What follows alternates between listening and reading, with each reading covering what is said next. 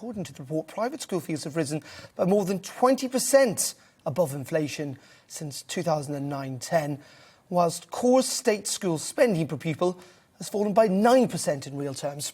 Researchers warned that concerns about inequalities between private and state school pupils will not be easily addressed as both sectors are experiencing different levels of resourcing. Well, for more on this, I'm joined by Luke Sibieta. He's the Research Fellow at the Institute for Fiscal Studies and the author of the report. Very good morning to you, Luke. Thank you for joining us.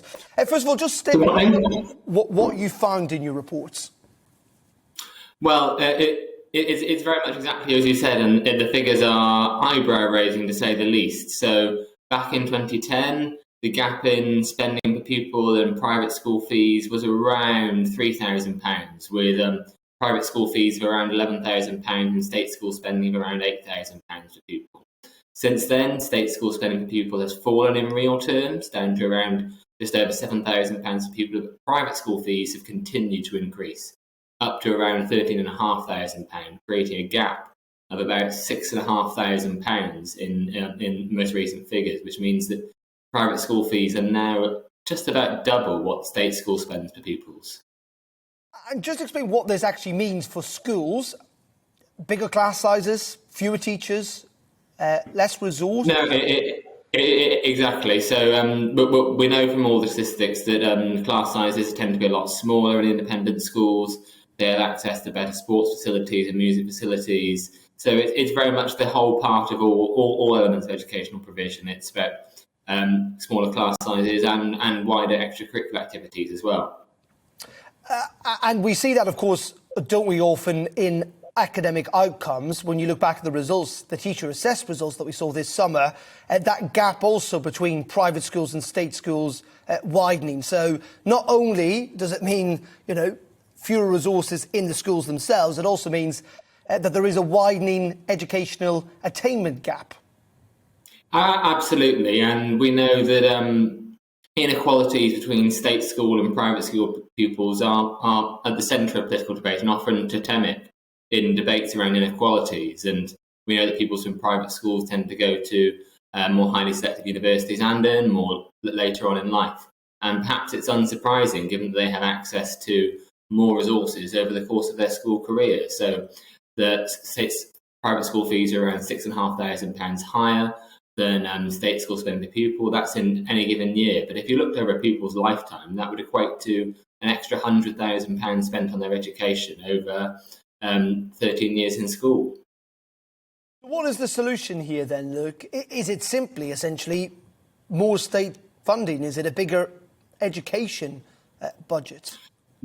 Well, there are lots of ideas floated around, and part of it could be about providing higher levels of state school spending per pupil. We know over the last decade that school spending per pupil has fallen in real terms, so part of the argument might be about trying to provide more in state schools. But as we know, in Labour's conference last week, they also proposed removing private schools' charitable status, so that private school fees would be subject to VAT, which would obviously raise a bit of money and potentially reduce demand for private schooling as well. This is, of course, Labour's new proposal to remove charitable status. I think they say it's going to raise £1.7 billion. But isn't the concern there, though, Luke, that actually what that will mean is that some private schools might go under and putting more resource or more pressure on the state school sector? Doesn't actually solve anything. In fact, it might create more problems.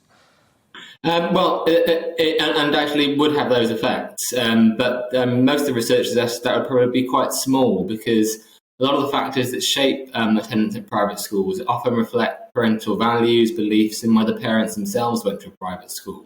One of the most remarkable things over the last 20 years is just how constant the number of pupils in private schools has been for 20, 30, maybe 40 years, despite the huge rise in fees over the last few decades.